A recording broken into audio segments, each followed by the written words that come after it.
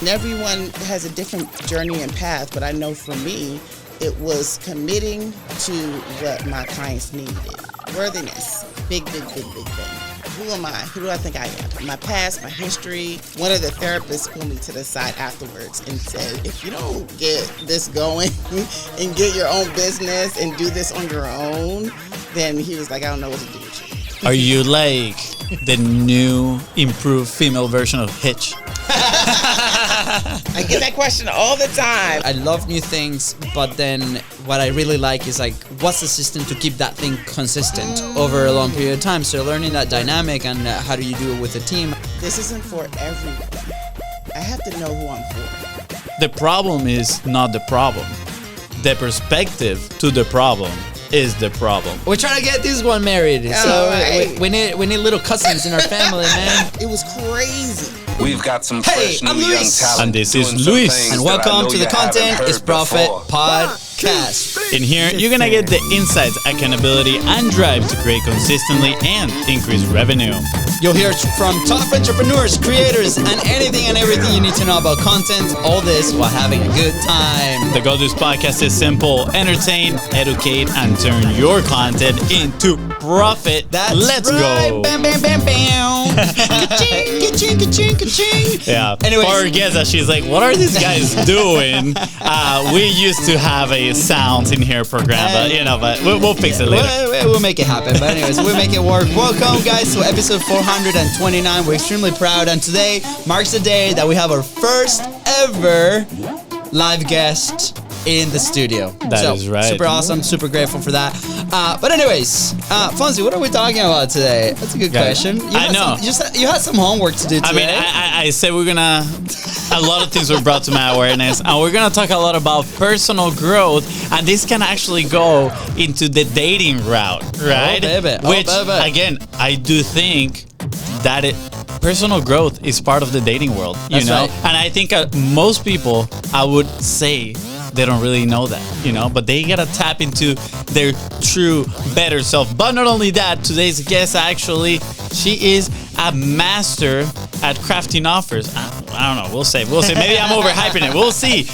But we're also gonna talk about all that stuff. How she's we're also gonna talk growing about her business. That's right. The coaching side, maybe some content. But some of the things that she shares, that she went from 1 to around 30 paid clients in like 60 days. I'm like, where were you before we actually started our business? We need to learn that. So maybe we'll ask about how she was able to do that. The people that she was like, 1 out of 4 women in Prepare to Be Pursued programs, which is her programs, go from not dating at all to actively dating, a committed relationship, engagement, or marriage within 6 months. All right, crop that part, crop the marriage part, crop Madison needs to be in her programs, just saying, so you I'm have, kidding. And then 3 out of 4 active achieve their goals within 12 months. So of course, a lot of what we talk in business is your things have to actually deliver our results. So this is awesome. We're gonna dive into that. And she just held her first international retreat in April. Talk to me about that. What the heck? Okay, anyways. So awesome. By the way, how do we meet? We met here in the studio. She kind of walked in and be like, hey guys, I found you on Google, and let's make this interview happen. She came in, she was like, hey guys, I'm here to make your world better. And we're like, heck yeah, bring it in. It's game time. Right. With that said, guys, please welcome Nikki Honorado. What's up, Nikki? Hey, fellas. How's We're it so going? excited. Pretty good. Now my brother has to lower the volume in there. There we go. Fade it out. Look at that technique. There we go. All right. Welcome, Nikki. How are you doing today? Thank you. Doing amazing. Thanks so much for that wonderful intro, and congratulations for this being your first interview in this wonderful studio. It's awesome. Let's go. So excited for you guys. I know. Thank you. Thank you for not running away with that intro. Yeah, thank you. I know. She walked in and we're in the middle of setting the lights. We're like, what the heck is happening? But it's okay. We made it awkward, and that's okay. But that's the secret to every relationship. Right. Start as awkward as it can get, and then it's just, you can only go up from there. That's it. True. so Nikki, we actually have a really hilarious story, like with a Podfest, our first podcasting conference. Okay. Apparently, there's like a big karaoke thing every Saturday, and we were told that we needed to go, and we're like, how? Like, why? Like, is it because we're Hispanic and you assume that we're gonna do something? Because my name is Luis Fonsi, exactly. You know. So, anyways, Fonsi decides to go up there with a good friend now, Rita, and she has an amazing network in the podcast, and they decided to sing together, and Fonsi was just terrified, right? And as soon as I had the sweaty pits. Not gonna lie. This is what I see from the stage. I'm the content guy, so I was recording him, right? That's my excuse not to go up there. And as soon as they come out, Fonsi just like dives into the floor and starts break dancing, which he doesn't know how to do. Oh yeah, I don't know how to break dance. So pretty much, I was just in the ground. Right. Yes. And teach us a lesson of like why you decided to embarrass yourself before actually performing. I mean, it was literally for the fact that I just told you. I was like, you know what? I'm gonna make a fool out of myself. Might as well. And then when I start singing and it's gonna be terrible, people are gonna be like, it's better than the breakdance. You know? Yeah. So honestly, it just helped me shut the nerves out, because I was like, you know, I'm making a fool of myself. Like, can it actually get any worse than me pretending to breakdance here on stage? And then, you know, it's game on. Yeah. But anyways, Nikki, of course, like we met you like briefly when you came in here. Can you share a little bit of your story on entrepreneurship? Like, were you always an entrepreneur, or like how did that start? That's such a great question. Actually, I'm the last person that anyone in my circle or family probably would have guessed to become an entrepreneur, honestly. Although we come from an entrepreneurship background, my dad had a travel agency, you know, before things, you know, the internet came and took over and everything like that. But yeah, so watching him grow his business, I didn't realize I took so many, you know, confidence points from his journey. But, you know, I think just naturally in corporate America, you start to see that, oh my God, I'm making good money. This is predictable income. I'm pretty confident about my trajectory, but I'm not fulfilled. I'm feeling really antsy about my connection to other humans. So it put me in a place where I had to find my passions. What am I really interested about? What can I talk about for hours? And in doing that, I found myself hosting lots of events centered around dating and relationships, you know, friendships, just human connection. And it just grew. It grew out of my house. It was too many people to contain in my home. And so we made it online. And then just through doing that over years, I started getting invited to do some speaking engagements, you know, moderating other people's events and things like that. And eventually I was convinced that, Nikki, you should be doing this full time. You should be a coach.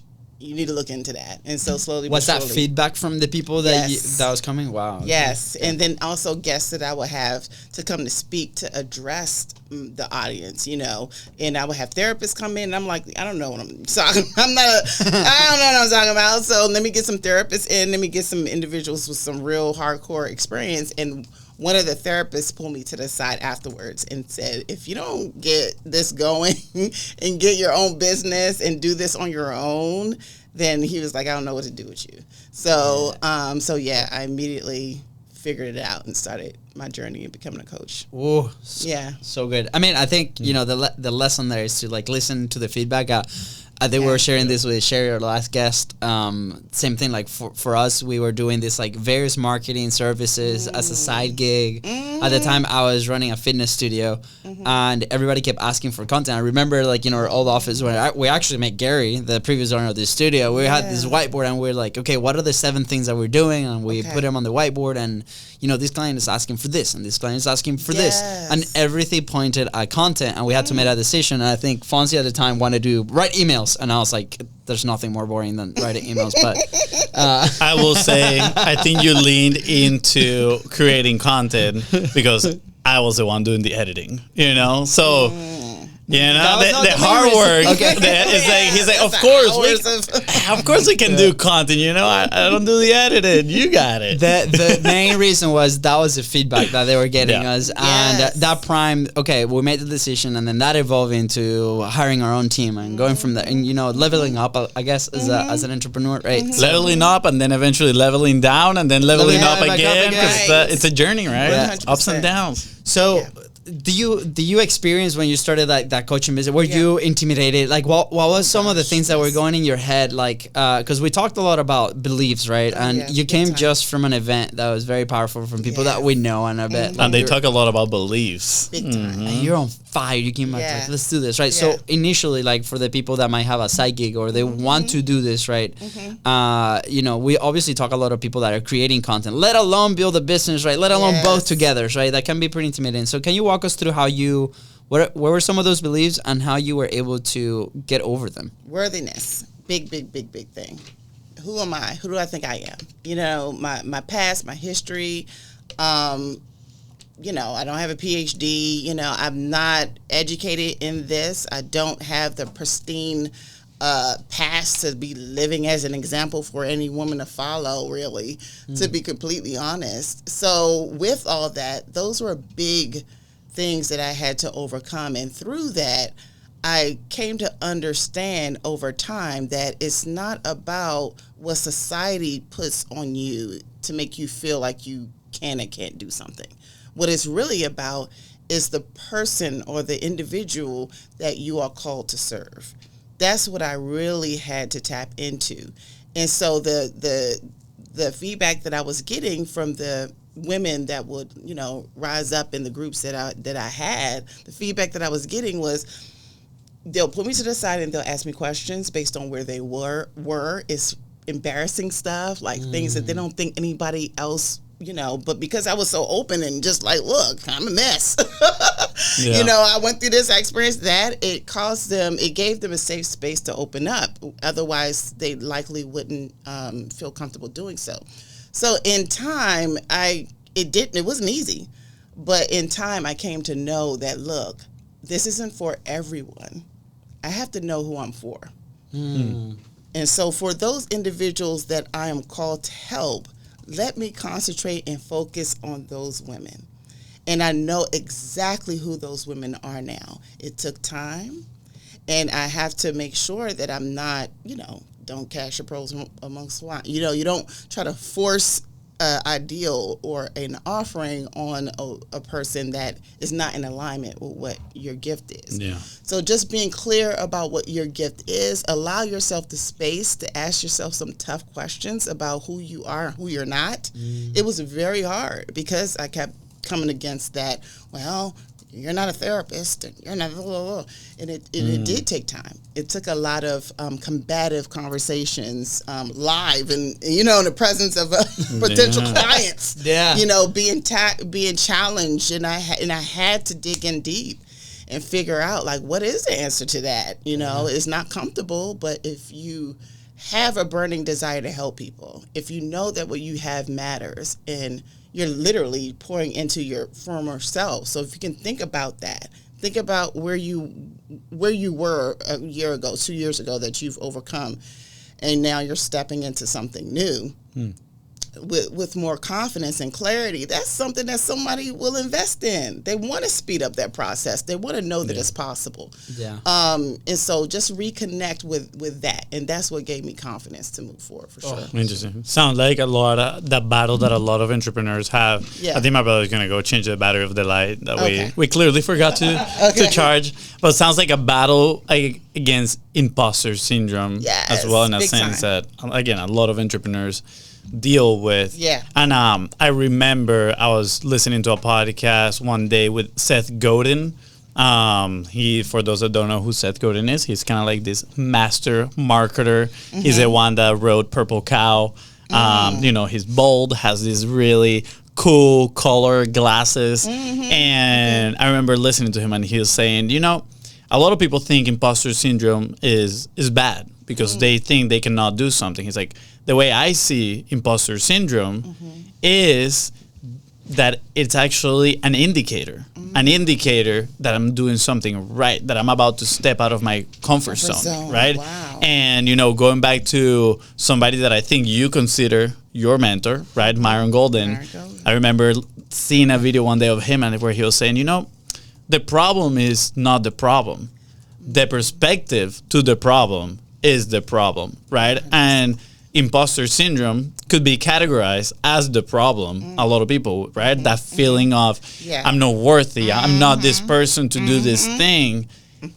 But the perception that they're having is that is a problem, rather than changing the perception and saying, cool, I'm about to step into unknown territory, which means growth, and I'm all for it, like you said, right? Who you're for now at this moment and what you're for, which is key, right? Is learning to identify yourself. What do I want? Who am I? I think those are some deep questions. We have a good friend that has come to the podcast. His name is George Bryant.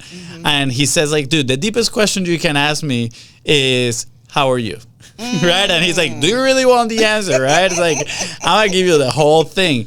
And a lot of people are like, all right, how are you? Oh, I'm good. I was like, nah, let me give you the full thing. I'm going to tell I'm going to pour in you. I'm going to tell you the whole real deal. And I don't know, I think in a way you stumble upon all this, right? And conquer that imposter syndrome in a way. But I'm curious, I personally believe that it doesn't go away ever. I just jump off a call, right? Off a sales call. And I always have that imposter syndrome as well, right? Kind of whispering in your ear. What do you do now, right? I feel in a way it's kind of fear, where people say, you never really, you learn how to act regardless of fear, right? Absolutely. So is it the same with imposter syndrome? It is the same. I love the line of question to hear, because it's so important, and I had to spend so much time in understanding and changing my relationship with imposter syndrome and the perspective, and also be more active in my environment so that it can nurture where I'm going, rather than just being complacent in where I am at that moment, and educating the people around me in where I'm going. Yeah. Is that educating? Is that educating people around you? Helps you stay accountable too? Absolutely. But then it also, so they're not mirroring back to me or reminding me, oh, well, we should go here, or you should think like this, or why don't you have more time for this? It's it's almost out of necessity because of things actively changing so fast, and you having to be agile and people not understanding what the heck you're doing. But you don't have time to slow down and help everyone understand. But at the same time, it is accountability, because this is where I'm going, and I'm committed to this direction, even though I might not in this moment have all the character traits or the confidence to pull this thing off. I know I'm gonna learn along the way. So Do you do a lot of reflection, right? And maybe not enough, but yes. I think the reason why I say maybe not enough is I find myself getting in the hustle or bustle of what's next. What's next? Okay, I got to do this. Oh, my clients want this. Oh, got to change. You got to flip and do this. Oh, so it's very reactionary. I find myself in that space a lot. So pulling back, this is my birthday month, so I'm really trying to make sure that I'm giving myself that reflection time. I did that last year, and it really paid off. That's awesome. Our mom is big on spirituality, and since we were little kids, right? She's always pressuring or pushing us to do that, and there's certain elements, and especially in the birthday month, she's like, hey, take a time, your birthday. Take a second to slow down and reflect and set your intentions. It's so important, right? And not only your birthday, and I feel like that's a daily practice that we have to develop, right? And I'm the first one to say that mine is not there, right? And and just this week we've been talking a lot about Fonzie is really good on getting inspired by new things. I also that's why I love the podcast. New conversations every time, right? Yeah, and so cool. And on my side is I love new things, but then what really what I really like is like, what's the system to keep that thing consistent over a long period of time? So learning that dynamic and how do you do it with the team and all this progress that you're saying, hey, are we staying on top of things, not only for our clients, but maybe for our teams, ourselves, learning, there are all these elements, right, that we have to keep an eye on, and it can be a little bit of a challenge, right? So how do you slow down? How do you take a second? Do you do it on a daily basis? You do it on a weekly basis? And these questions come out of a place where we've also been, and we're like this month, especially with taking over the studio and doing the online side, has been quite hectic. I have this band called Whoop that it tracks my recovery and my sleep and stuff. And I was checking the whole month of June. I slept nothing. I slept like 4 or 5 hours a night. And I was like, wow, that's crazy, right? And it's like all these things. That's why his gross perth just. That's the white hairs right here. Right? That's why we have the camera way far. But with that said, I remember we've had this conversation where we're like, hey, let's slow down. What have we done in the past that is successful? And I did that yesterday after the conversation that we had with Sherry. I was like, dude, yesterday we announced publicly that this is live. Yes. So we're like, wow, look how far we've come, right? And acknowledging that, it helps me personally. So what do you do to kind of slow down and continue to do? I love these questions. So a few things I had to bake into my daily practice. And like, please know that I'm not some guru on a mountaintop or anything like that. It's very practical, and it looks weird and odd. It's just what I need to calm down. Mm-hmm. So I have my daily, for the most part, ritual that's a hodgepodge of a bunch of weird behavior. All right? And so I'm not like saying this is like proven for everybody, but for me, I don't get started in my day, like officially my work day doesn't start until 10 a.m., 11 a.m., even though I wake up pretty early every morning between, 5, 6, something like that. Yeah. So, physical activity, I rarely have breakfast or anything like that, but it is just the things that I do to read the word, journal, watch podcasts, whatever it is that I feel like that will calm me down and set me up for the day, especially if I have a busy day. Yeah. So that's what I do on a daily practice. In regards to reflection, I like to periodically go back to my old journals. Mm-hmm. So, moving here, I'm still, having things in some boxes and things like that. So every once in a while, I dig in a particular box that has all my old journals, personal journals, but then also my business journal when I was crafting, what am I doing in my business? And frantically just drawing, weird diagrams of things I probably don't understand now.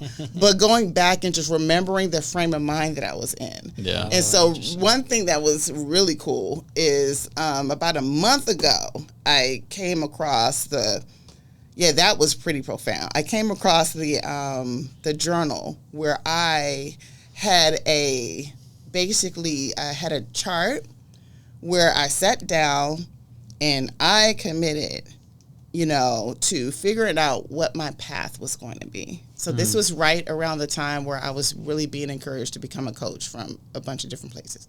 So I was like, look, am I going to be a coach? Like, for real? Am I really going to do this? Yeah.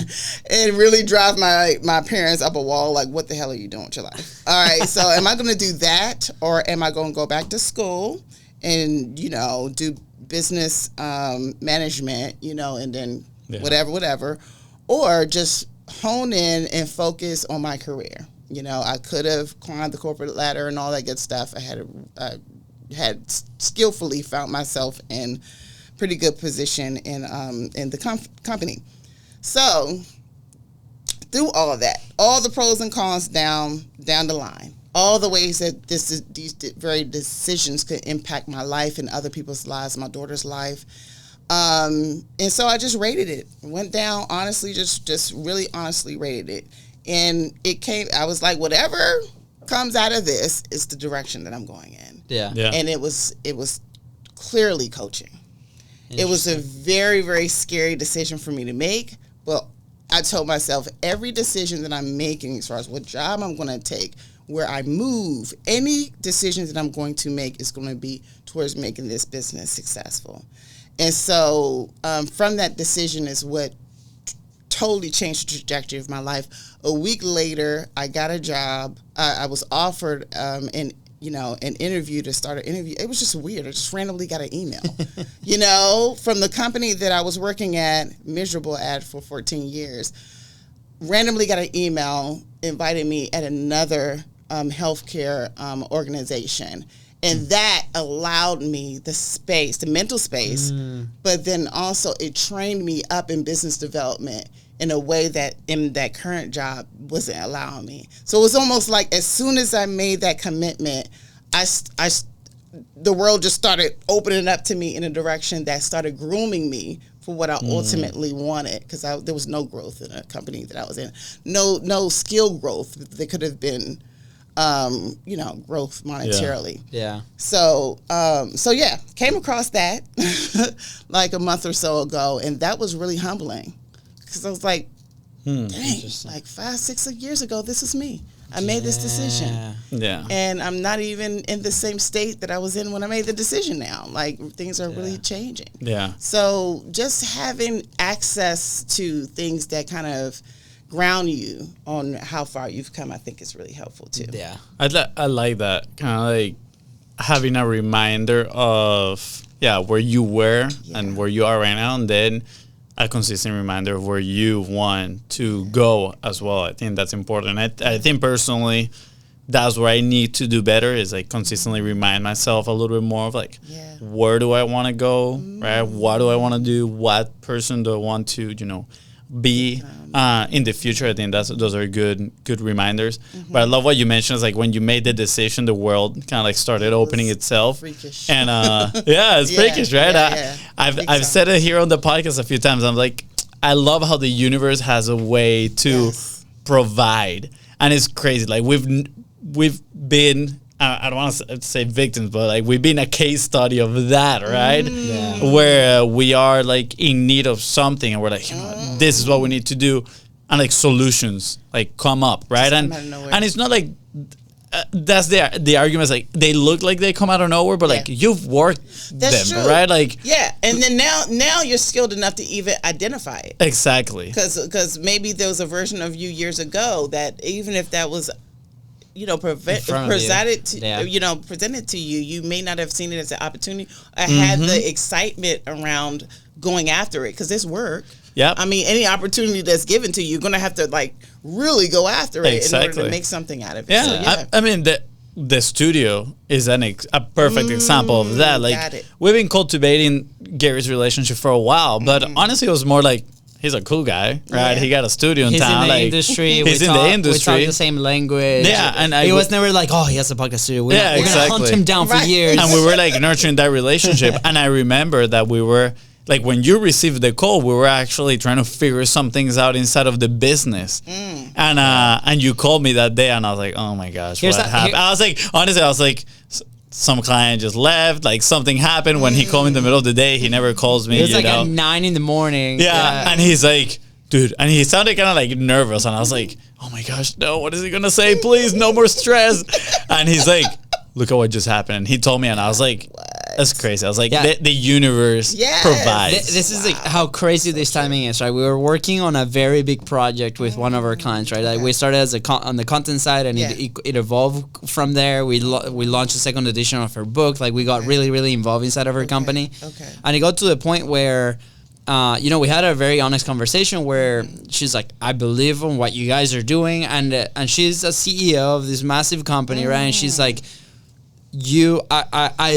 I want to offer you a full-time position here. Like, it's yours if you want it, but you have your own business, right? And this is your decision to make. And I believe in you guys. You guys are going to make it. And I personally was in that why of like, oh boy, like this can be like a really awesome, crazy, amazing opportunity. Not only personally, but like financially, like all these things, right? Of course. And it came out of our business, right? And then we're like, we also have our dreams of our own business, our things. And I had a very hard time making that decision for some reason. And maybe it was fear of like what the unknown, like we've been doing the same thing for 3 years.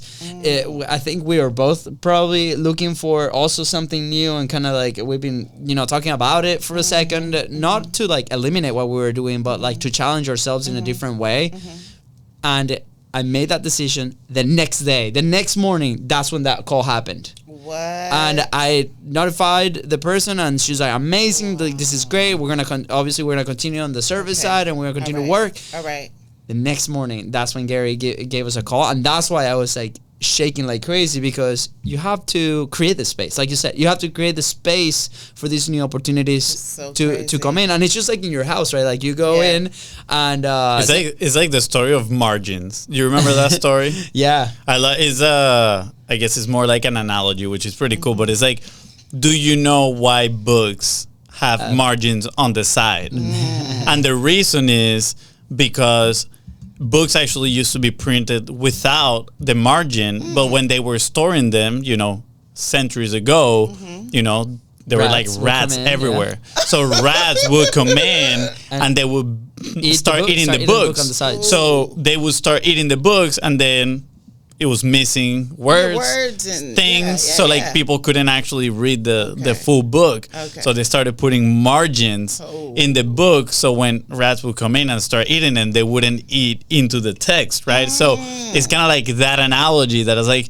you need to have margin in your life for when like things happen, right? Yeah. You're like, I'm good. I can do this. And a lot of times, especially in the entrepreneurial world, I feel like we operate without margins.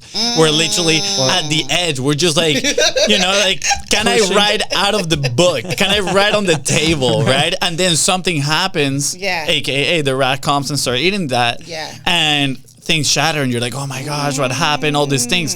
And it's because we're not giving ourselves margin to reflect, right? To open up to the possibilities, all this thing. So I think I remember when I heard that story, I was like, I need margin. I'm like, I'm writing on all four walls, just everywhere, right? Yeah.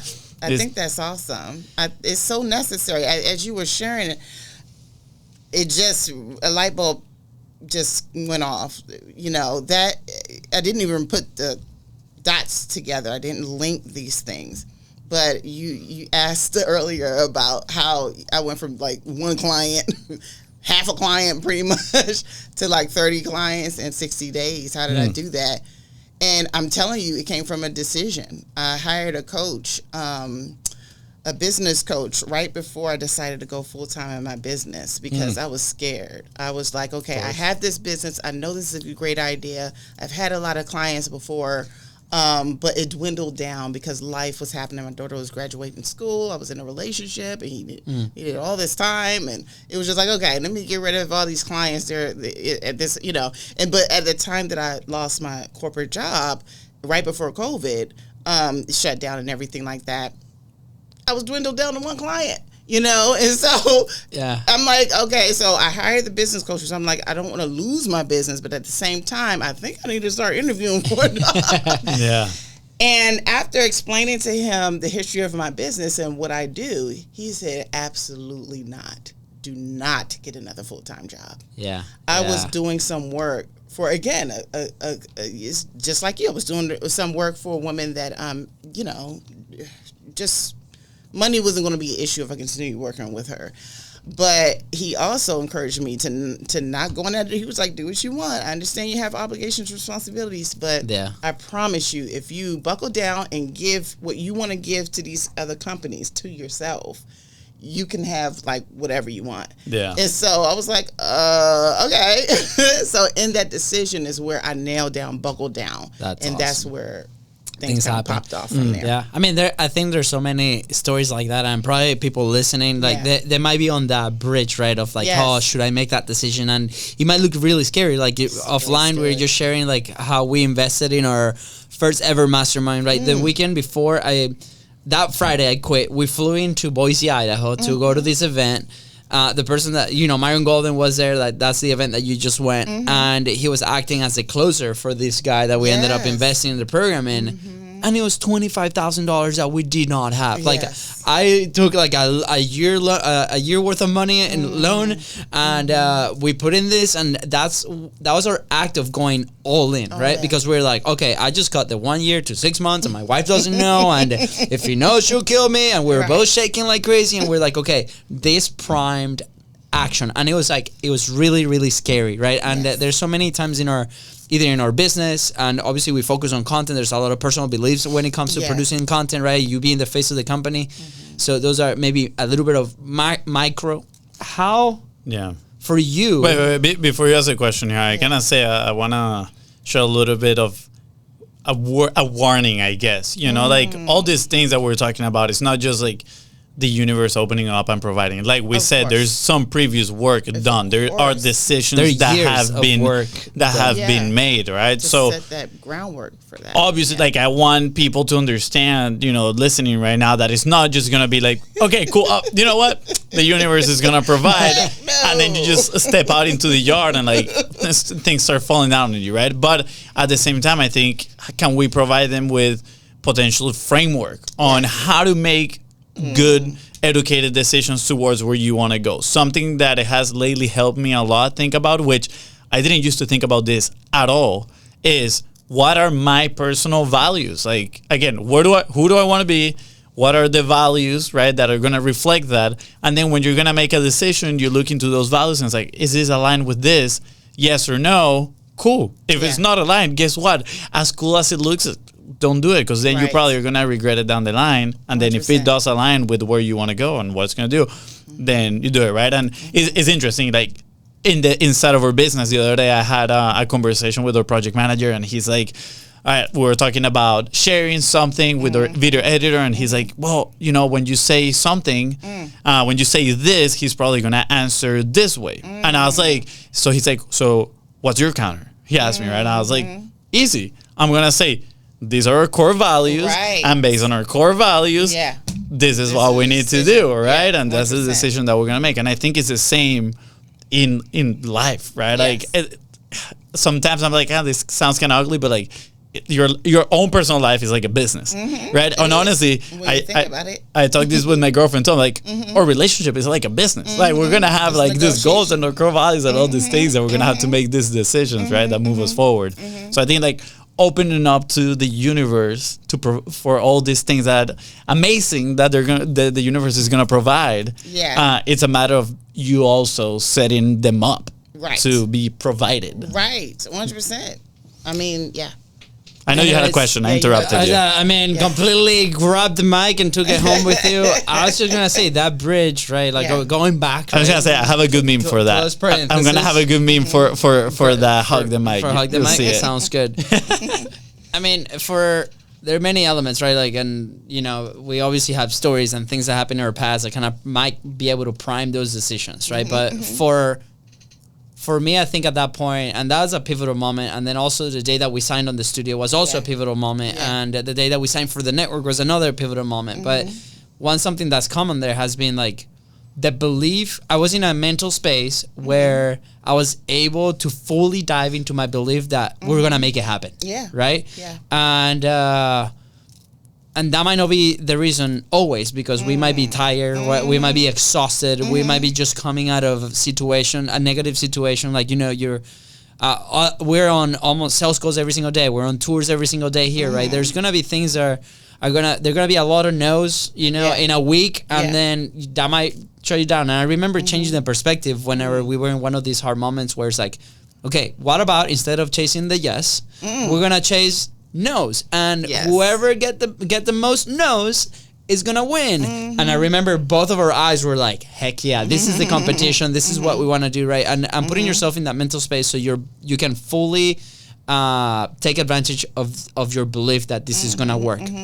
For you, do you identify that moment, or like were you ever do you ever doubt the fact that you're like, hey, this business might not work, you know, like how was that?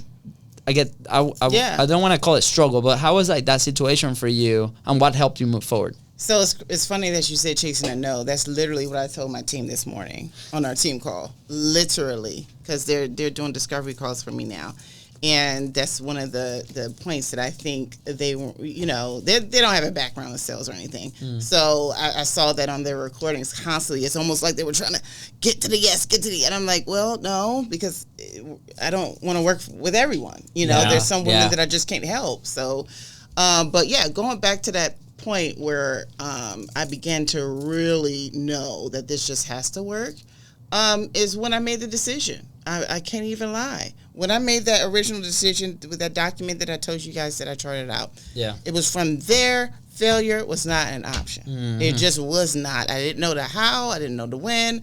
I didn't know, and I still, of course, had the benefit of still working full time. But still, I went for that full-fledged. And it was crazy how my life just started opening up. I met for no reason, just meeting celebrities, just being invited to crazy parties, and I'm just like, wait, what is happening? Like within 6 months, I was on Dr. Oz. It was crazy. Like just amazing. People just started like, oh, you're coming with me. Oh, you're doing this. Oh, you're gonna, and it's just crazy how those things happen. So what I jotted down, I have to jot things down or else I forget, was for belief. And this is something that I tell my clients too. There's a reason why we don't believe sometimes. And sometimes it's okay. It makes sense. You ain't do nothing yet. Yeah.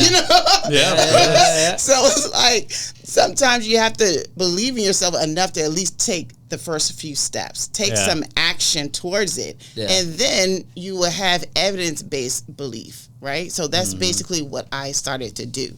My first goal when I decided to become a coach, my first goal was let me understand sales, okay? I'm pretty decent in marketing. I'm really good at writing. I was a proposal developer for a lot of my time. So when you made the comment about the email, that yes, but then also there's an alignment between or similarities between how you approach business and your relationships. Developing proposals is really about that. It's putting your best foot forward and convincing the other understanding the other person's needs. And articulating how what you have can fulfill that need. It's essentially what I've been trained in for years. Awesome. And so it translates very, very well into dating. So with all that, starting to do small things for me, the first thing that I committed to was, okay, I need a paid client. That's going to make me feel like I'm worthy. You know what I mean? And everybody needs their first goal. Like whatever that is, you figure that thing out.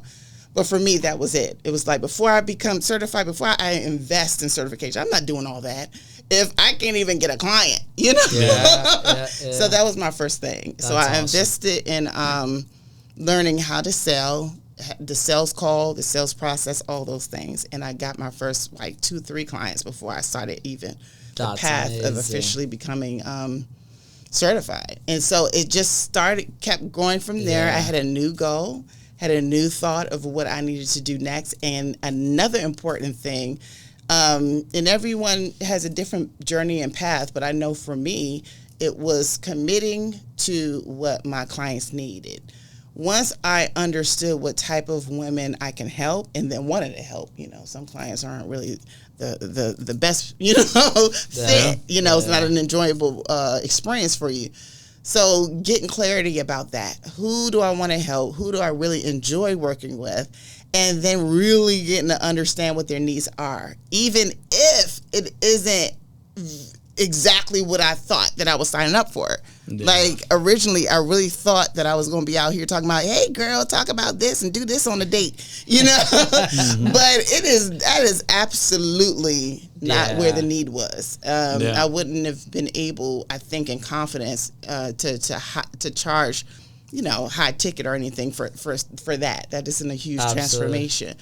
So getting to know my clients and then, setting goals outside of the version of myself I was right then, and knowing that I had to invest in myself and continuously grow and ask the right questions and not be afraid to not know. Like all those things is what I think kept me going and kept my confidence up as I move forward. The expectation that I don't have to have it all figured out. Yeah. There are other people that went before me and they shared their stories, thank God.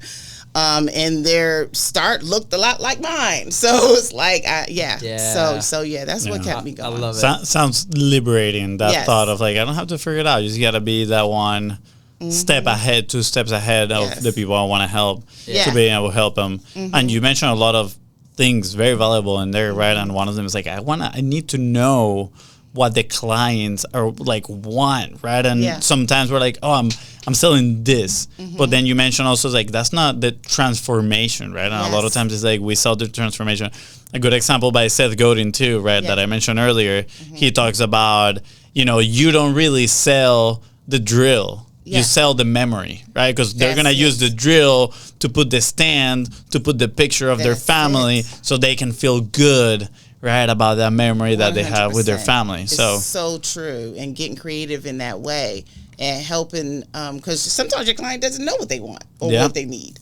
So it's up to us to design it, like let them know what's possible, let them know where they want to be. They can kind of explain that a little bit, but then kind of bridging the gap between where they are and where absolutely.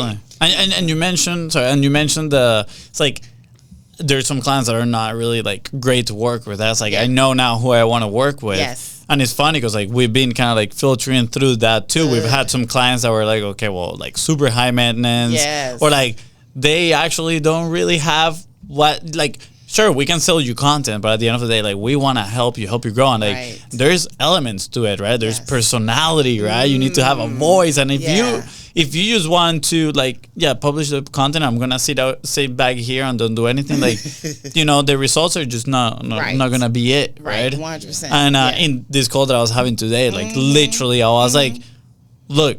This is who we like to work with. You got. We need people with personality. That are okay with like being on camera. That are okay sharing their beliefs, like steering the pot. Like, if we're gonna cause attention, like you cannot be a monotone person just sitting at a chair. Right. Absolutely. Yeah. Big deal. There's this big thing that we've been like talking about it lately with the hypothesis, right? Like, hey, even with business, we obviously apply it on the content side. It's like, okay, what's my hypothesis for this action I'm about to take, right? And hey, I want to, this 10 pieces of content is going to translate into X. This business action or this investment that I make is going to transform into Y, right? And then you put it in motion, you take action, and then something happens, right? And then you were like, oh, perfect. The hypothesis was correct. The hypothesis was not correct. Let's adapt and go. Right. And, the more that we've done this with content and in business, it applies every single time. It's okay, what is the thing that we're going to test? Yes. If it works, great. If it doesn't work, let's adapt and continue to move. So, within your story, you're so inspired, Nikki. Thank you so much for sharing everything. And I know that you're on the content side. Hopefully we can have you here in the studio coming in and sharing your message, because it's so important that you can share this with the world and what you're doing with the people that you help.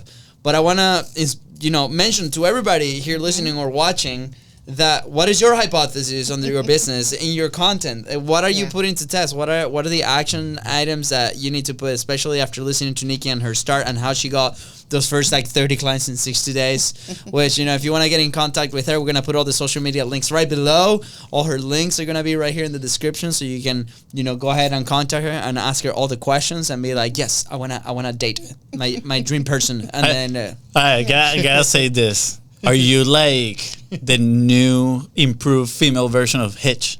I get that question all the time. I'm not far from it.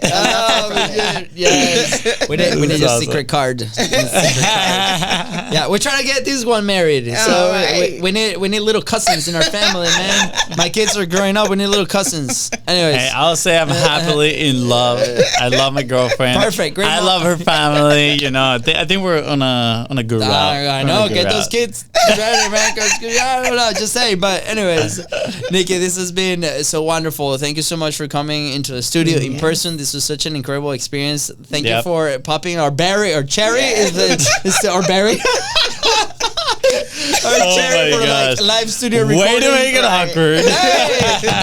Hey, that jokes, But is there anything else that you want to add, Nikki? No, it was a pleasure. It was really a pleasure. And so, just anybody out here starting off, have confidence in yourself. Always ask the right questions, and just continue watching, podcasts just like this.